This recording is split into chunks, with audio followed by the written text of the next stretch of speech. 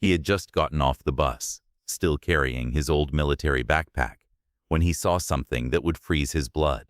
Through the dirty window of what used to be his home, a small figure was crouched in the corner with a plastic container, desperately catching drops of water falling from a leaky ceiling. But what he didn't expect was that this trembling child was his own daughter. Sergeant Colton Cole Maverick stepped off the Greyhound bus at Millbrook Station after 18 months of classified special operations. His weathered hands gripped his military backpack, containing civilian clothes and a photograph of a 7-year-old girl, the only thing that kept him sane overseas. Today was about coming home to Wren. 7-year-old Wren Maverick measured time by raindrops. She was smaller than she should have been, dark hair limp around a face that had learned to express nothing. Behind guarded eyes lived a spirit refusing to break, the Maverick determination. Wren had developed survival systems.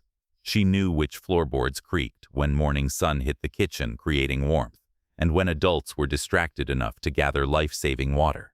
The house that once held laughter now conspired against her, with peeling paint and dirty windows filtering weak, gray light.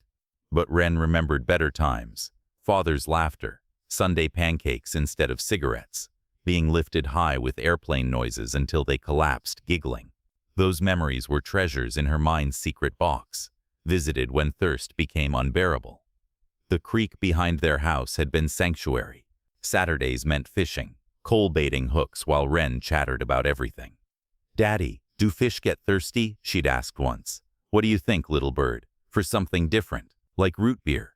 Those trips weren't about fish. They were about silence. Wren curling against coal when sun got hot. Lessons about patience. Hours passed without bites, but neither cared. Classified orders arrived Tuesday. 18-month deployment. Cole stared at the letter while Wren ate cereal. "Daddy has to go away for work." "For how long?" "A while, little bird, but I'll come back, I promise." The mission was critical. Terrorist networks threatening national security. But none of that mattered looking into his daughter's confused eyes, trying to explain why her father had to disappear. Melissa Hawthorne seemed perfect. Cole's younger sister, recently divorced and struggling, jumped at the chance to move into the Maple Avenue house and care for Wren. The arrangement would help both. Melissa would have stability and income. Wren would stay with family. "She's so sweet, Cole," Melissa had said. "This will be great for both of us." Cole arranged everything meticulously. Monthly payments directly deposited, enough for all Wren's needs plus generous salary. Detailed instructions about routines, favorite foods, bedtime stories, backup support through military benefits. Melissa seemed genuinely excited, talking about dance classes, shopping trips, girl time.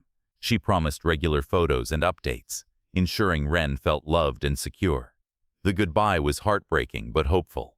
"Aunt Melissa is going to take really good care of you," Cole promised, kneeling to Wren's level. "I'll call every week." "Will you bring me a present?" Wren asked, arms around his neck. "The best present will be me coming home." Cole climbed into military transport, confident he'd made the right choice. Melissa was family. She loved Wren. He had no way of knowing he'd just handed his daughter to someone whose desperation would transform her into something monstrous. The transformation was gradual. First weeks, Melissa maintained the facade. Photos of Wren playing, homework help, routine maintenance. But as monthly payments began feeling like her money, rather than child support, priorities shifted. Cole's calls became sporadic. When he connected, Melissa had elaborate excuses why Wren couldn't talk: napping, playing with friends, school events. "She's thriving," Melissa insisted. "You don't need to worry." But Cole detected deception. Responses seemed rehearsed, too perfect. Background sounded too quiet for a home with a 7-year-old. Meanwhile, $1,800 monthly flowed like possibilities. Melissa began seeing it differently, not as Wren's support, but payment for the inconvenience of having a child. The first cruelty was subtle. Wren's bedtime got earlier, until she was confined to her room 12 hours daily. Meals became smaller, simpler. Dance classes never materialized. "Children need structure," Melissa justified. "I'm teaching discipline." But justifications became harder as resentment grew. Wren became a constant reminder of responsibility. Barrier to freedom, the money should have bought. Every request for water, every quiet question about Daddy's calls, became irritation to minimize rather than address. The water restriction began as convenience. Fewer drinks meant fewer bathroom trips, fewer interruptions. Melissa started limiting Wren to 1 glass per meal, then rationing even that with excuses. You spilled yesterday. No water until you learn to be careful. Too loud during my phone call. Water is for children with manners. Too many questions today. Questions make me thirsty, so I need your water. Rules kept changing, becoming more arbitrary and cruel. Wren learned to ration saliva, find moisture in unexpected places, window condensation, tiny steam from rare warm meals. She became an expert at surviving on almost nothing. The isolation was equally methodical. Melissa unplugged the house phone during day, claiming it was broken during Cole's scheduled calls. She told neighbors Wren was going through a shy phase and preferred staying inside. When school called about absences, Melissa had ready excuses: stomach bugs, family emergencies, educational trips existing only in imagination. Wren's world shrank to house dimensions, then her bedroom, then whatever corner Melissa deemed acceptable at any moment. She learned invisibility, moving like shadow through rooms once filled with her laughter. The psychological manipulation was cruelest. Melissa constantly reinforced that Cole had abandoned them, didn't care enough to come home, that Wren was an unwanted burden. Your daddy sends money, not love, she'd say during worst moments. Money to make me deal with you so he doesn't have to. But Wren held memories like lifelines, refusing to believe the father who built blanket forts would simply forget her. Deep inside, she maintained hope that Cole would return, that the loving father she remembered was real. The punishment escalated systematically. Water became a privilege earned through impossible standards. Food portions shrank until Wren's ribs showed through her shirts. The heating was turned off in her room during winter months. Her toys disappeared one by one, sold or donated while she watched helplessly. Melissa developed elaborate justification systems. Every cruelty became a lesson, every deprivation a character-building exercise. When Wren grew too weak to complete assigned chores quickly enough, punishments increased. When she became too quiet, Melissa accused her of sulking and withdrew more privileges. The house became a prison where normal childhood behaviors were treated as criminal offenses. Crying was attention-seeking. Questions were disrespectful. Even smiling was interpreted as smugness requiring correction. Wren learned that survival meant becoming completely invisible, a shadow that made no demands and expressed no needs. Mrs. Eleanor Patterson had lived on Maple Avenue 38 years. The Maverick house had always been a favorite to observe, the single father and delightful daughter who brightened the neighborhood. When Melissa moved in, Mrs. Patterson felt relieved, but as weeks turned to months, troubling changes emerged. The yard grew wild. Mail piled up for days. Wren's cheerful bedroom curtains remained permanently closed. Most unsettling, Mrs. Patterson never saw Wren anymore. "Have you seen the Maverick girl?" she asked neighbor Dorothy Chen. "Now that you mention it, no. She used to wave over the fence daily." At Millbrook Elementary, teacher Miss Rodriguez tracked troubling absence patterns. Wren had started as bright, engaged, quiet when discussing missing her father, but academically strong. After October, absences began. First sporadic days with notes from Melissa explaining minor illnesses, then longer stretches with increasingly elaborate medical emergencies that seemed unlikely. When Wren attended, changes concerned Miss Rodriguez deeply. Weight loss, loose clothes, constant fatigue. She'd fall asleep at her desk despite arriving hours late. Most troubling, she'd stopped talking about her father entirely. "Would you like to draw a picture for Daddy?" Miss Rodriguez suggested during art. Wren looked up with eyes too old for 7 years. "Daddy doesn't want pictures. Daddy just wants to send money." 8,000 miles away, Sergeant Cole Maverick stared at his satellite phone with growing frustration. Weekly calls home had become exercises in futility, each conversation with Melissa more unsatisfying than the last. "She's sleeping," became Melissa's standard response when he asked for Wren. But Cole's calls came at different times, accounting for time zones and operational schedules. If Wren was sleeping at 3 p.m. Tuesday, 7 p.m. Friday, and 11 a.m. Sunday, something was seriously wrong. His squad mates learned to give him space during calls, recognizing increasing tension as he tried maintaining connection with his daughter. When he did manage to speak with Wren, she sounded different, quieter, withdrawn, using words that didn't sound like her own.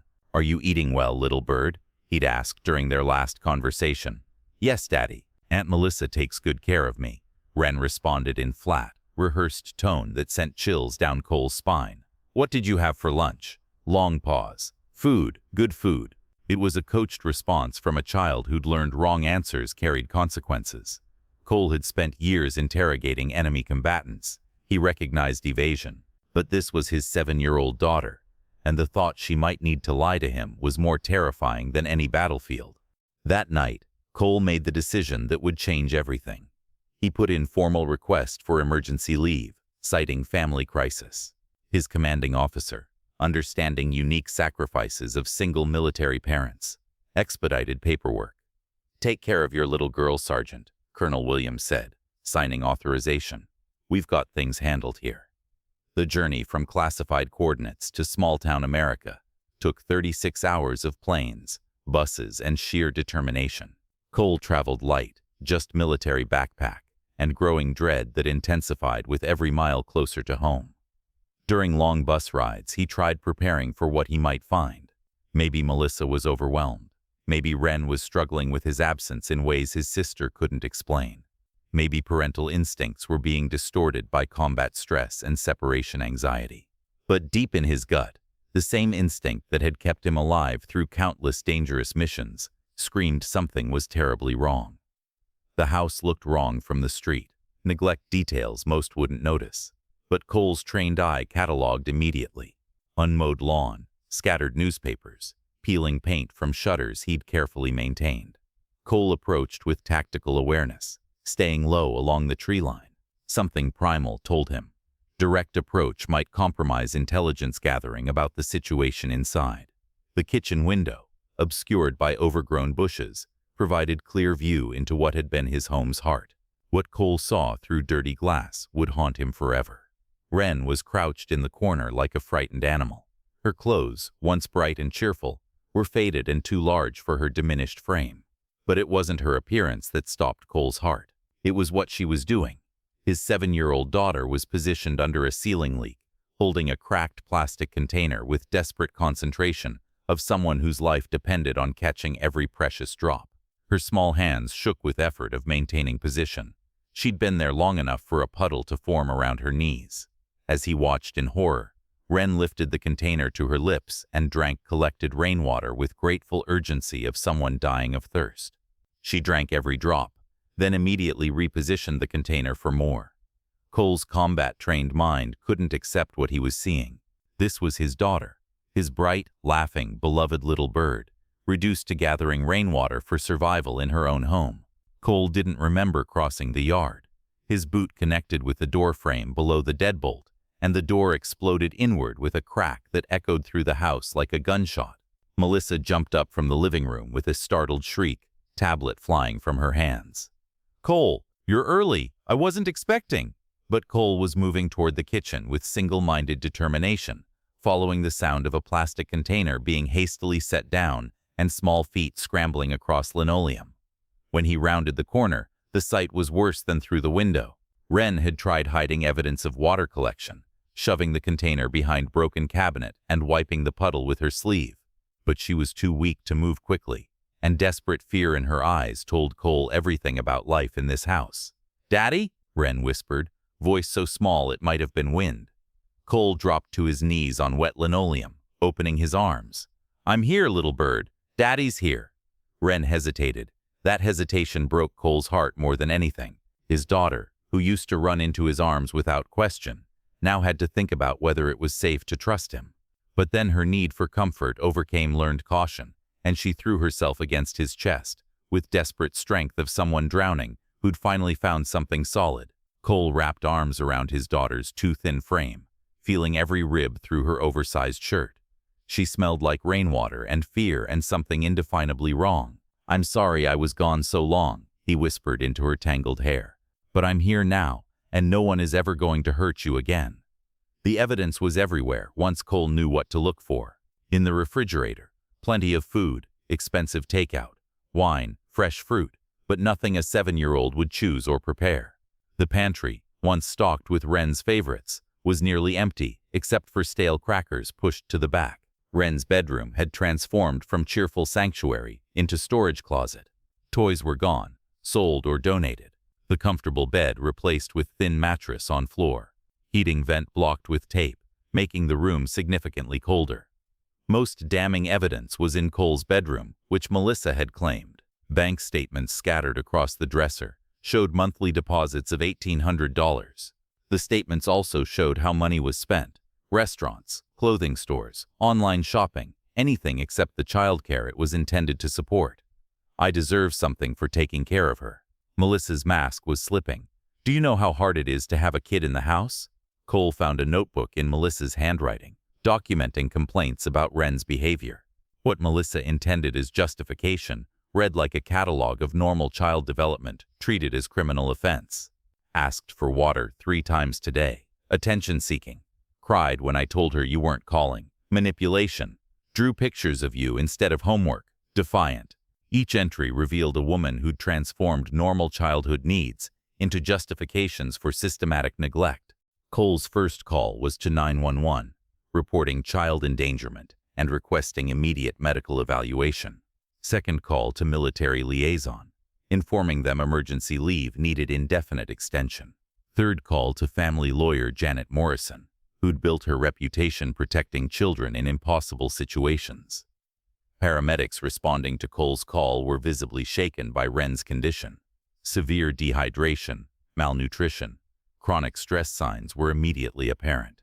But what disturbed medical professionals most was Wren's behavior: flinching from adult contact, hoarding offered water, desperately clinging to Cole as if afraid he might disappear. This child needs immediate medical attention, lead paramedic Rodriguez told Cole privately.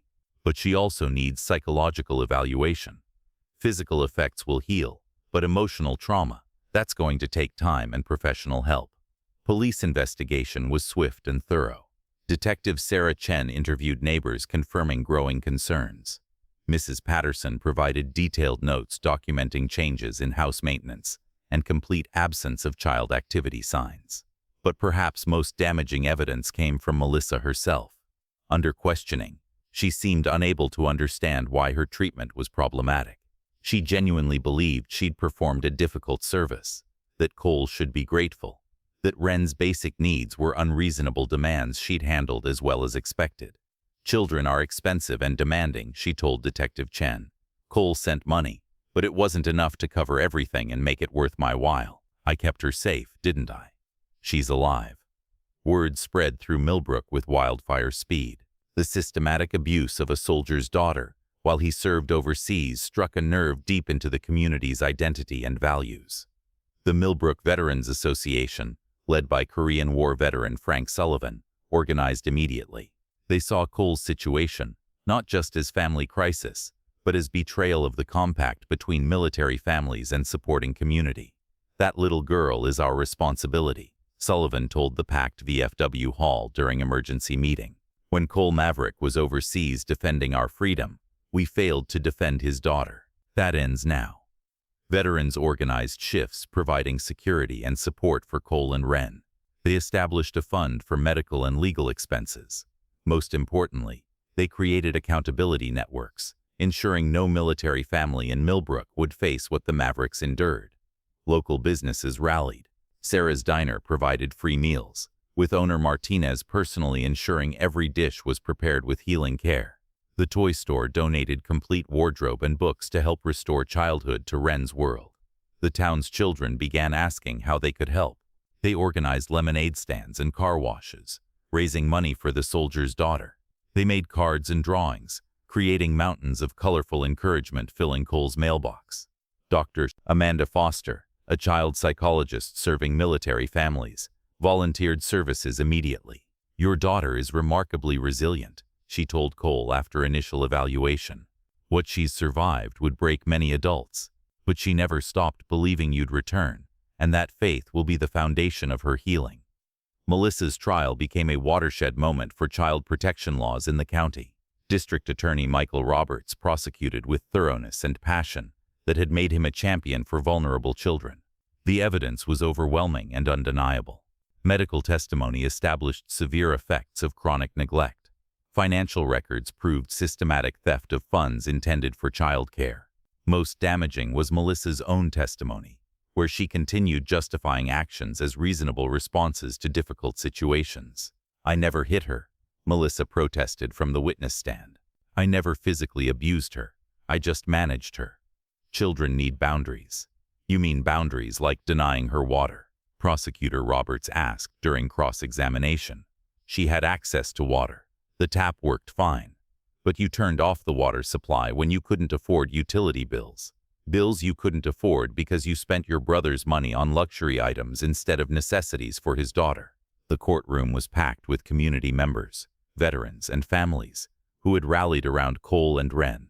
When Melissa attempted to justify forcing a 7-year-old to collect rainwater for survival, audible gasps rippled through the gallery. "Miss Hawthorne," the prosecutor continued, producing photographs of Wren's condition when found. "This child weighed 38 pounds when her father rescued her, 15 pounds underweight for her age and height. Medical experts testified she was in early stages of organ failure from chronic dehydration. How do you justify that?" "Children go through phases," Melissa replied weakly. "She was always small, always picky about food. I did my best under difficult circumstances." But financial records told a different story. While Wren was literally dying of thirst and starvation, Melissa had spent thousands on restaurant meals, designer clothes, spa treatments, and luxury items. Credit card statements showed purchases made on the same days, when neighbors reported seeing Wren looking skeletal and desperate.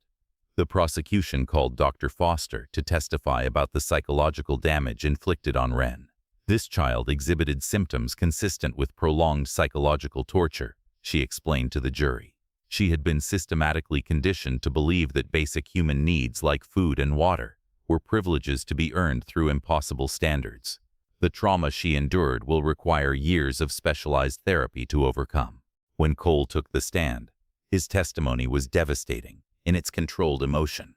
He described finding his daughter reduced to an animal-like existence, too weak to stand properly, collecting rainwater for survival in her own home. His voice never wavered, but tears streamed down his face as he recounted Wren's first words to him. "Daddy, I tried to be good. I tried not to need anything." The defense attempted to portray Melissa as an overwhelmed caregiver, doing her best in difficult circumstances.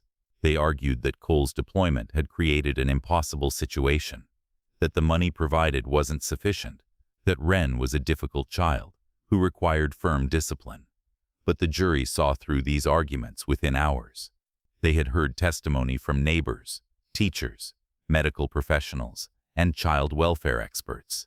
They had seen photographs of a house where adults lived in comfort, while a 7-year-old collected rainwater for survival. Most importantly, they had witnessed Melissa's complete lack of remorse or understanding of the gravity of her actions.